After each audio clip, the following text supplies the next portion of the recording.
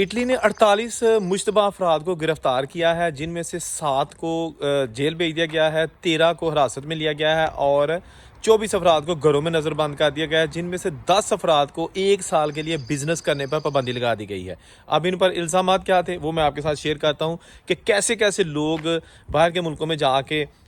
हरकतें करते हैं, काम करते हैं, धंधे करते हैं और अपनी फैमिली को भी मुश्किलात में डाल लेते हैं फिर, और उसके साथ साथ अपने मुल्क को भी बदनाम करते हैं। तो उनके जो वज़ीर हैं उन्होंने ये स्टेटमेंट दी है कि जी 48 मुश्तबा अफराद उनको हिरासत में लिया गया है, जिन पर इल्ज़ामात हैं जाली वीज़े इशू करवाने के, जाली इनवाइसिंग यानी कि रसीदें जाली देने के, और इसके साथ साथ इलीगल तरीक़ों से मनी ट्रांसफ़र करते थे अपने मुल्कों में। तो ये कोई आम वर्कर्स नहीं थे, ये वहाँ पे ठीक ठाक काफ़ी अरसे से आबाद थे। नेपल्स है इटली का एक इलाका, उसके जो आसपास जो है ना, मैं बताता हूँ कि क्या सिटी का नाम है।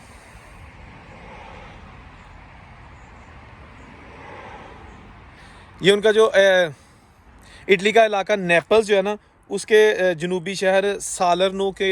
आसपास के लोग ये आबाद थे और उनको ये गिरफ़्तार किया गया है, पकड़ा गया है। अब इनके ख़िलाफ़ चार्जशीट पेश की जाएगी। इससे पहले भी बहुत सारे अफराद इटली में जो जिनका ताल्लुक देसी कम्युनिटी से था उनको गिरफ़्तार किया गया था। उन पर इल्ज़ामात ये थे कि वो अपने वर्कर्स का इस्तेहसाल करते हैं, उनको पेमेंट्स पूरी नहीं देते, उनसे काम करवाते हैं ज़्यादा, और उसके साथ साथ पेमेंट्स पूरी तो नहीं देते बल्कि बाज़ को उन्होंने दी भी नहीं है, ठीक है ना। जैसे कि एग्रीकल्चर में कुछ ठेकेदार थे जिनका ताल्लुक पाकिस्तान से था, कुछ इंडिया से थे, तो वो जनाब उनका नेटवर्क था एक कि जो इल्लीगल तरीके से यूरोप में दाखिल होते, इटली में आते, तो उनको जॉब्स चाहिए होती थी। तो ये ग्रुप जो है ना उनको जॉब्स देने के लिए अपने कैंपों में ले जाता और वहाँ फिर उनसे मुफ्त में काम करवाया जाता, और अगर वो कहते कि हमने जनाब आपकी शिकायत करनी है तो वो फिर उनको मारते। ये सारा नेटवर्क ऑलरेडी पकड़ा जा चुका है, मैंने पहले भी इसकी वीडियो चंद दिन पहले बनाई थी। तो अभी रिसेंटली ये जो ना ये ताज़ा तरीन खबर आपके साथ शेयर कर रहे हैं कि 48 और बंदे पकड़े गए हैं। दोस्तों इटली में जो ना ज़्यादातर लोग जो पाकिस्तान से आते हैं ना, सबसे पहले वो इटली में आते हैं, मेजॉरिटी, क्योंकि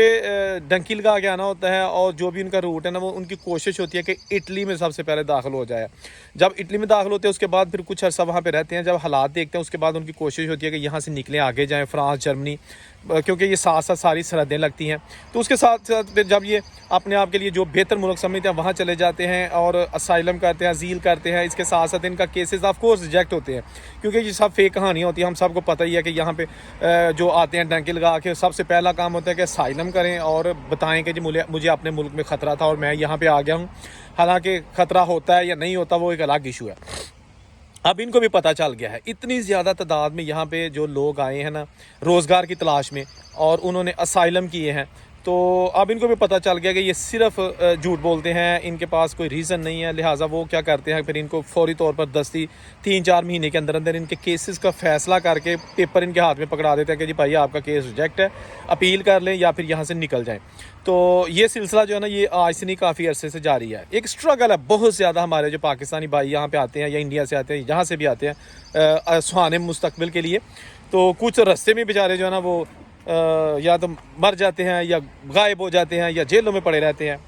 तो अभी असाइलम्स के लिए बहुत सारी सख्तियां की गई हैं इटली में भी, क्योंकि इटली ने कहा है कि जो हमारे मुल्क में आएगा उसको यहाँ रखने की बजाय उसको अल्बानिया भेज दिया जाएगा। अल्बानिया जो है ना वो यूरोपीय यूनियन का हिस्सा नहीं है, यूरोप का मुल्क नहीं है, लिहाजा अल्बानिया में ये लोग रहेंगे। खास उनका ताल्लुक किसी भी मुल्क से है, पाकिस्तान से है, इंडिया से है या मिस्र, सूडान, किसी भी मुल्क से है, तो वो वहाँ पे रहेंगे। उनके केसेस इटली में चलेंगे और 2-3 महीने के अंदर अंदर उनके केसेस का फैसला करके अगर तो वो रिजेक्ट हो गए तो उनको उनके वापस मुल्कों में भेज दिया जाएगा, अगर कबूल हो गए तो वापस इटली आ जाएंगे। तो ये कंट्री जो है ना अभी यूरोपियन कंट्रीज़ इंक्लूडिंग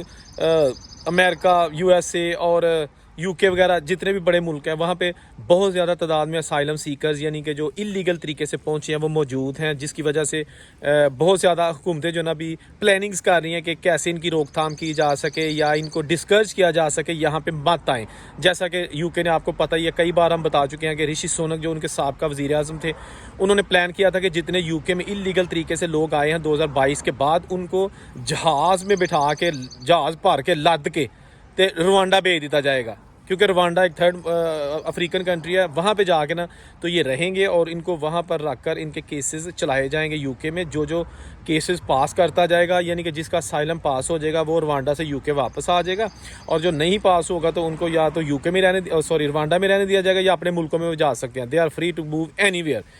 यूके की कोई रिस्पॉन्सिबिलिटी नहीं होगी। लेकिन अभी ये यूके ने फैसला वापस ले लिया, क्योंकि उनकी जो नई हुकूमत आई है उन्होंने कहा कि ये गैर इंसानी सलूक है। जो यूके में असाइलम के लिए, प्रोटेक्शन के लिए, पनाह के लिए आता है तो उसको यूके में रख कर ही उसके केस का फैसला किया जाएगा। गो क्या यूके की हुकूमत ने फैसला किया कि उनके अपने जो मुल्क में 1.5 मिलियन यानी 15 लाख बेरोज़गार लोग हैं जिनके पास पेपर्स है, वर्क राइट्स हैं, 15 लाख लोग, उनको सबसे पहले जॉब्स दी जाएंगी, जॉब्स क्रिएट करेंगे। इसके साथ साथ